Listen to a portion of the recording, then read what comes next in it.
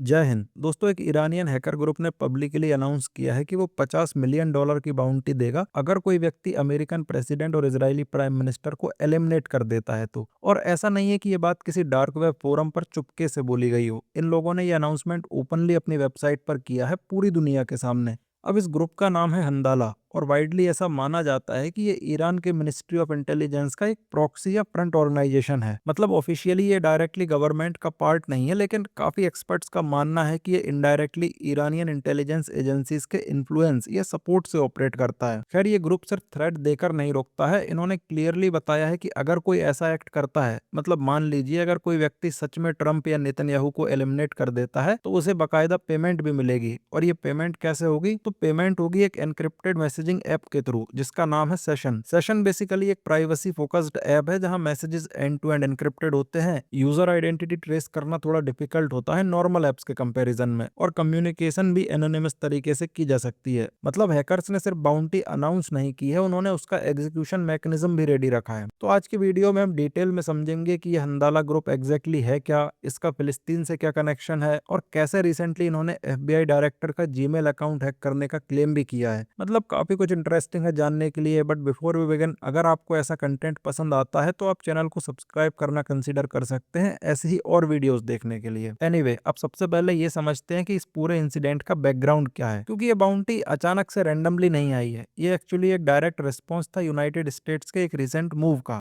हुआ क्या था कि यूएस डिपार्टमेंट ऑफ जस्टिस ने रिसेंटली एक ऑफिशियल स्टेटमेंट रिलीज किया था, जिसमें उन्होंने $10 मिलियन का रिवॉर्ड अनाउंस किया था। ये रिवॉर्ड उन लोगों के लिए था जो इन्फॉर्मेशन दे सकें उन हैकर्स या साइबर ग्रुप्स के बारे में जो यूएस के क्रिटिकल इंफ्रास्ट्रक्चर को टारगेट कर रहे हैं। क्रिटिकल इंफ्रास्ट्रक्चर का मतलब होता है power grids, hospitals, banking systems वगैरह, यानी वो सिस्टम्स जिनके बिना एक कंट्री का नॉर्मल फंक्शन कर पाना काफी मुश्किल हो जाता है। और डिपार्टमेंट ऑफ जस्टिस ने स्पेसिफिकली बोला था कि अगर कोई फॉरेन गवर्नमेंट के बिहाफ पर ऐसे साइबर अटैक्स कर रहा है तो उनकी आइडेंटिटी या लोकेशन के बारे में इंफॉर्मेशन देने पर ये रिवॉर्ड दिया जाएगा। और इसी मूव के रिस्पॉन्स में अंदाला ने अपनी तरफ से बाउंटी अनाउंस की। एक तरह से देखा जाए तो उन्होंने यूएस गवर्नमेंट का ही प्लेबुक उठाया और उसे एक लेवल और ऊपर ले गए। अब ये जो ग्रुप है हंदाला, ये रिसेंटली काफी ज्यादा एक्टिव हो गया है, स्पेशली उस टाइम से जब यूएस और इजराइल ने ईरान पर स्ट्राइक लॉन्च की है। तब से इनकी एक्टिविटी में एक नोटिसेबल स्पाइक देखा गया है। ज्यादा हैक्स, ज्यादा क्लेम्स और ज्यादा अग्रेसिव मैसेजिंग। रिसेंटली इस ग्रुप ने क्लेम किया कि उन्होंने एफबीआई डायरेक्टर काश पटेल का पर्सनल ईमेल अकाउंट हैक कर लिया है।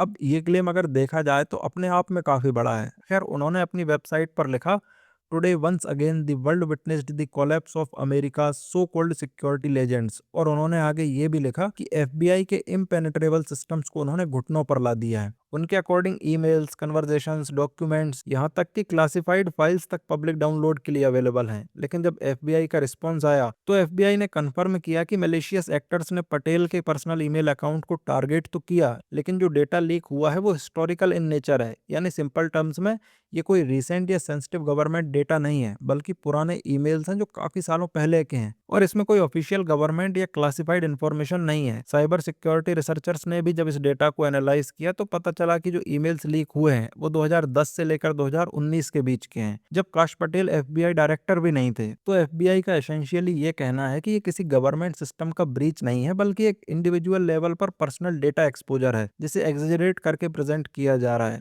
अब यहाँ एक और इंटरेस्टिंग पॉसिबिलिटी ये भी है कि हो सकता है ये डेटा हैकर्स के पास काफी टाइम से ऑलरेडी हो और उन्होंने इसे डिलिबरेटली यानी जानबूझकर अब रिलीज किया हो एक ऐसे मोमेंट पर जब इसका मैक्सिमम साइकोलॉजिकल और पॉलिटिकल इम्पैक्ट हो। हंदाला ने इस ब्रीच को डेडिकेट किया था डेना डिस्ट्रॉयर में शहीद लोगों को। आपको याद होगा रिसेंटली एक Iranian navy vessel Dena destroyer को यूएस सबमरीन ने श्रीलंका के पास इंडियन ओशन रीजन में सिंक कर दिया था। इस इंसिडेंट को लेकर काफी ग्लोबल न्यूज कवरेज भी हुई थी। खैर, क्लियरली देखा जा सकता है कि हंदाला का हर एक मूव नैरेटिव बिल्ड करता है। ये रिवेंज है, ये रिटेलिएशन है, ये वॉर का रिस्पॉन्स है। वो अपने आप को हमेशा एक रिएक्शनरी फोर्स के रूप में प्रेजेंट करते हैं, जैसे वो सिर्फ जवाब दे रहे हैं। और उनके जो क्लेम्स हैं उनका स्केल भी काफी बड़ा है। एंड ये सिर्फ एक हैक नहीं है, बल्कि multiple large scale cyber operations का इंप्रेशन क्रिएट किया जा रहा है इस ग्रुप के द्वारा। पटेल हैक के अलावा अगर हम ब्रॉडर पिक्चर देखें तो हंदाला ने और भी काफी बड़े साइबर अटैक्स क्लेम किए हैं। इस ग्रुप का कहना है कि उन्होंने Michigan based medical technology company striker पर पर साइबर अटैक लॉन्च किया था, जिसमें थाउजेंड्स ऑफ एम्प्लॉयज के लैपटॉप्स और फोन डिसेबल कर दिए गए और लगभग 50 टीबी का डेटा एक्सट्रैक्ट किया गया। और इस अटैक को उन्होंने जस्टिफाई किया एज रिटेलिएशन, एक यूएस मिसाइल स्ट्राइक के रिस्पॉन्स में जिसमें एक ईरानियन स्कूल टारगेट हुआ था। और रिपोर्ट्स के मुताबिक लगभग 170 लोग मारे गए थे, जिनमें ज्यादातर बच्चे थे। फिर आता है लॉकहीड मार्टिन वाला केस। यहाँ अंदाला ने क्लेम किया कि उन्होंने इजराइल में काम कर रहे 28 इंजीनियर्स का पर्सनल डेटा लीक किया है। इसमें उनके फोन नंबर्स भी इंक्लूड थे और उन्हें डायरेक्ट वार्निंग दी गई कि अगर 48 घंटे के अंदर उन्होंने कंट्री नहीं छोड़ी तो उन्हें पर्सनल हार्म फेस करना पड़ेगा। लेकिन जब इस क्लेम को वेरीफाई किया गया तो पिक्चर थोड़ी डिफरेंट निकली। रिपोर्टर्स ने जब दिए गए नंबर्स पर कॉल किया तो उनमें से काफी नंबर्स काम ही नहीं कर रहे थे। इसीलिए कई एक्सपर्ट्स इस ग्रुप को अपॉर्चुनिस्टिक हैकर ग्रुप की तरह भी देखते हैं, जिसके काफी सारे अटैक्स एक्चुअली प्रोपेगेंडा वैल्यू के लिए डिजाइन किए जाते हैं। यानी क्लेम्स अक्सर एग्जेजरेट किए जाते हैं और जो डेटा रिलीज होता है वो कई बार पुराना या कंटेक्स्ट से बाहर का होता है।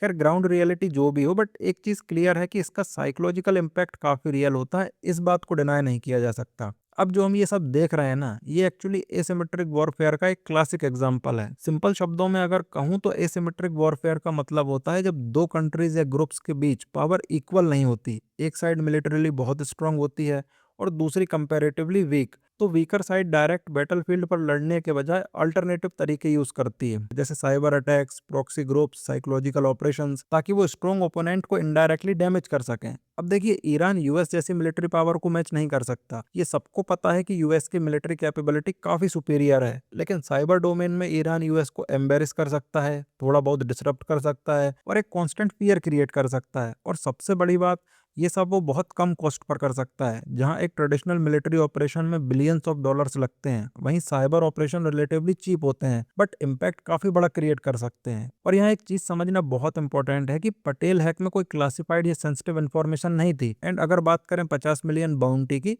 तो आई थिंक इसका एक्चुअल एग्जीक्यूशन होना काफी अनलाइकली है। लेकिन प्रोपेगेंडा को इफेक्टिव होने के लिए रियल होने की जरूरत नहीं होती। और एक इंटरेस्टिंग चीज भी है इस ग्रुप के बारे में, और वो है इसका नाम हंदाला। ये नाम लिया गया है एक पैलेस्टीनियन कार्टून कैरेक्टर से, जो अक्सर एक छोटे बच्चे के रूप में दिखाया जाता है, जो हमेशा पीछे की तरफ मुंह करके रहता है। ये आप स्क्रीन पर देख भी पाएंगे, ये है वो कार्टून कैरेक्टर। और ये कैरेक्टर मिडिल ईस्ट में रेजिस्टेंस का सिंबल माना जाता है। तो ये सिर्फ साइबर अटैक्स या आइसोलेटेड इंसिडेंट्स की बात नहीं है, ये एक इन्फॉर्मेशन वॉर है जहां परसेप्शन, नैरेटिव और साइकोलॉजिकल इम्पैक्ट बहुत बड़ा रोल प्ले करते हैं। वी डोंट नो कि ये सब कैसे एंड होगा, लेकिन एक चीज अभी के लिए क्लियर है, फिलहाल के लिए हंदाला ने इंफॉर्मेशन स्पेस में अपनी स्ट्रॉन्ग प्रेजेंस एस्टेब्लिश कर ली है। चाहे उनके क्लेम्स एग्जेजरेट हों, चाहे उनके अटैक्स का एक्चुअल इम्पैक्ट लिमिटेड हो, लेकिन वो हेडलाइंस में तो डोमिनेट कर ही रहे हैं। खैर जो भी हो, अगर इस टॉपिक से रिलेटेड कोई मेजर अपडेट आती है तो हम लोग डेफिनेटली इस पर जरूर डिस्कशन करेंगे। But for the time being, this was all from my side. Thank you for watching. This is Harshvardhan Gurjar signing off.